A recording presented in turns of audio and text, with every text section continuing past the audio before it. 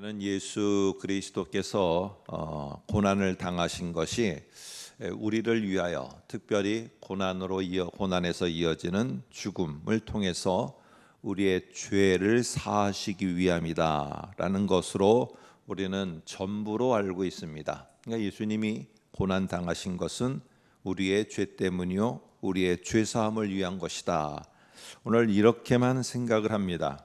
그런데 오늘 21절에 보니까 이렇게 말합니다. 두 번째 줄에 보니까 그리스도도 너희를 위하여 고난을 받으사 너희에게 본을 끼쳐 그 자취를 따라오게 하려 하셨느니라 라고 이렇게 말합니다.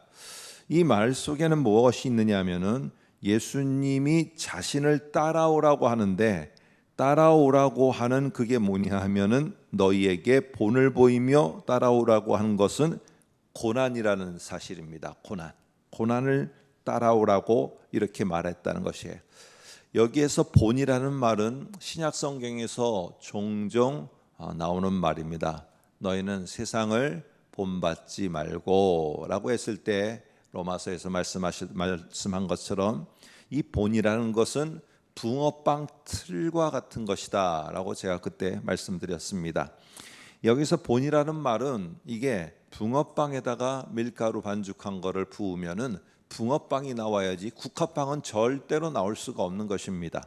이처럼 예수께서 당하신 고난은 이런 하나의 틀이라는 것입니다. 그래서 예수를 따르는 교회의 성도들은 그 예수님의 틀 안에 들어갔다 나오면은 반드시 그 틀이 그대로 찍어내는 대로 나오는 것처럼, 여러분 1,000원짜리 판에다가 계속 지폐를 찍어내면 1,000원짜리가 나와야지 10,000원짜리가 나올 수가 없어요. 이것처럼 예수님이 지금 가지고 있는 틀은 뭐냐 하면은 고난이라는 틀이라는 것이에요. 그래서 이 고난이라는 틀로다가 성도들을 찍어내게 되는데, 그 성도들이 당연히 나타나는 것은 뭐냐? 성도라면은, 예수 그리스도를 믿는 성도라면은, 그리고 예수 그리스도를 따르는 자취를 따라가는 제자라면은 그 속에 흔적이 있어야 되는데, 그 흔적은 뭐냐 하면은 고난이라는 흔적이어야 된다는 사실입니다. 우리는 종종 이런 말을 하는 분은 많지는 않습니다. 그러나 간혹 가다가 듣는 경우를 보게 됩니다. 나는 내 평생을 살아오는데 정말 고난 없이 하나님의 은혜로, 하나님이 나에게 은혜를 주셔서 고난 없이 이 평생을 살아왔다. 그거는 이상한 그리스도인의 삶입니다. 그거는 성도의 삶이 아닌 것이었어요. 오늘 예수님의 고난은 대속을 위한 고난이었지만 우리의 고난은 더 이상 예수님처럼이라고 해서 바로 대속을 위한 고난은 아닙니다. 그렇지만 우리의 고난은 나를 위해서 고난 당하신 예수를 위한, 예수의 나라를 위한 고난의 흔적이 우리에게도 있어야 되는 것입니다. 오늘 저와 여러분이 읽은 이 한 구절의 본문은 베드로전서 2장 18절부터 시작되는 본문 안에 들어 있습니다. 근데 18절에 보면은 이렇게 말합니다. 사환들아, 종들아, 범사에 두려워함으로 주인들에게 순종하되 선하고 관용하는 자들에게만 아니라 또한 까다로운 자들에게도 그리하라. 부당하게 고난을 받아도 하나님을 생각함으로 슬픔을 참으면 이는 아름다우나, 이렇게 말합니다. 여기서 종들이 이 주인에게 까닭없이 아니면은 부당하게, 합당치 않게 고난을 당하는 거예요. 왜 저 사람이 나에게 이렇게 고난을 내가 당하도록 하지? 왜 나를 힘들게 하지? 왜 저 상황이 나를 이렇게 어렵게 만들지?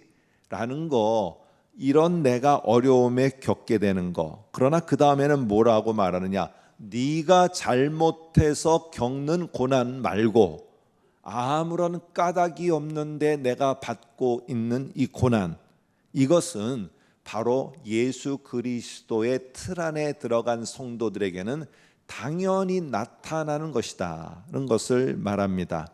오늘 그래서 여기로 이거 베드로전서를 읽는 지금 이 베드로전서를 대하고 있는 자들은 이 로마 교회의 성도들입니다. 이 네로 황제의 상당한 박해 속에서 힘들게 신앙생활하는 때 그들을 향해서 오늘 이 베드로 사도는 무엇을 말하느냐 하면은 너희가 당하고 있는 이 까닭없이 왜 내가 이렇게 힘든 일을 만나야 되느냐, 이것은 너희가 예수의 사람들이고 예수의 틀에 찍어져 나와 사람들이기 때문에 당연히 예수가 당한 고난의 흔적이 너희에게도 있는 것이다. 그럴 때 너희는 어떻게 하느냐? 여기입니다. 하나님을 생각하라 라고 이렇게 합니다. 하나님을 너희가 기억하고 하나님이 이 자리에도 함께 하시고 하나님이 너희를 붙들고 있다는 사실을 너희가 꼭 생각하고 기억하라는 거예요. 기억하라는 겁니다. 그럴 때 결국에는 그 고난을 참아내면은 일은 아름다우나라고 했지만은 이 아름답다라는 말에 번호가 붙여져 있는데 1번이라고 2번이라고 되어 있습니다. 한번 2번을 이렇게 보시면은 거기에 보면은 한번 보시기 바랍니다. 밑에 보면은 은혜라는 말로 되어 있습니다. 은혜라는 말로다가도 되어질 수 있다. 그래서 사실은 이 아름다운 하는 실제로는 하나님의 은혜입니다. 그래서 이 고난이라는 것들을 내가 만나게 될 때는 하나님을 잘 기억하고 하나님이 나에게 함께 하시는 것이구나. 하나님이 이렇게 예수 그리스도도 고난을 당해서 나를 대속하셨구나. 이 사실을 자꾸 기억하고 잊지 않으면은 그 고난의 자리가 무슨 자리가 되느냐 하면은 하나님이 내게 은혜를 베풀어 주시는 자리인 것을 보게 될 것이다 라는 것을 오늘 이 속에서 19절에서 말하게 됩니다. 여러분, 그래서요 오늘 이 속에 20절을 보게 되면은 한 번 더 19절을 반복해서 말합니다. 두 번째 줄 보면은 그러나 선을 행함으로 고난을 받고 참으면 이는 하나님 앞에 하나님의 은혜를 깨닫게 되어진다. 아름답다. 똑같은 말을 쓰고 있습니다. 여러분, 이처럼 우리를 지금 이것은 더 놀라운 것은요, 그 다음에 오늘 저와 여러분이 읽은 본문 21절 보면은 내가 너를 성도로 부른 이유가 바로 이 고난 속에서 하나님의 은혜를 보고 하나님을 생각함으로 하나님의 은혜가 얼마나 큰지를 알도록 하라고 내가 부른 목적이다라고 21절 첫 번째 줄에까지 이렇게 말합니다. 주님이 나를 이 현장에, 고난받는 이 현장에 주님이 부르셨대요. 하나님이 부르셨대요. 사명을 위해서만 부른 게 아니라 이 고난을 겪으면서 내가 하나님의 은혜가 어떤 것을 알도록 하려고 이 고난의 자리에 나를 불렀다는 사실이에요. 여러분, 그러면은 우리는 이런 결론을 낼 수 있습니다. 내가 당하는 어려움 속에 주님이 나를 위해서 고난당하심을 생각하고 하나님이 나를 이 자리에 부르심을 생각하고 하나님이 함께 하심을 생각해 나갈 때 이 자리는 우리에게 바로 은혜를 깨닫는 자리입니다. 그래서 내가 어떻게 벗어날 것인가, 하나님 이 속에서 빨리 벗어나게 해주십시오. 이 기도를 할 필요도 있겠지만은 그보다 더 중요한 기도는 바로 하나님의 은혜를 경험하는 시간이 되게 하여 주시옵소서. 이게 바로 우리 성도들이 예수 그리스도의 틀에 찍혀져 나온 성도들이 이 고난의 시간에 보여야 될 모습입니다. 오늘 우리 모두는 하나님의 은혜를 정말 내가 갑자기 안 되던 것이 확 그냥 우리가 생각하는 그 이상으로 된 것, 이 속에서만 하나님의 은혜를 깨닫는 것이 아니라 고난 속에서 힘든 가운데 막 절망 가운데 하나님의 은혜가 샛별처럼 반짝반짝 빛나는 것, 진흙탕 속의 진주처럼 빛나는 것, 이런 하나님의 은혜를 경험한 자만이 하나님의 사람으로 정금같이 세워질 수 있습니다.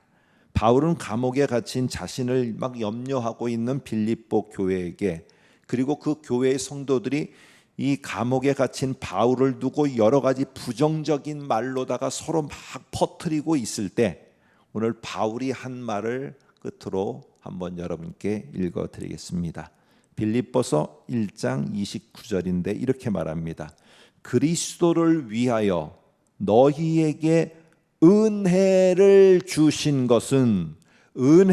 주신 것은 다만 그를 믿을 뿐 아니라 또한 그를 위하여 고난도 받게 하려 하심이라. 이렇게 말합니다. 결국에 고난이라는 이것을 내가 잘 이겨나가고 고난 속에서 내가 보여야 될 모습은 바로 하나님의 은혜가 내게 임했다는 사실을 잘 깨닫는 것이 우리의 모습입니다. 아무쪼록 이 한 하루도 우리가 고난주간의 첫날을 맞이해서 오늘 하나님이 내게 주신 은혜가 무엇인지 오늘 어려운 시간들 속에서 잘 발견하여서 오늘 그 하나님의 은혜로 우리의 어려운 시간들을 넉넉히 이기는 우리 모두가 되시기를 간절히 소망합니다.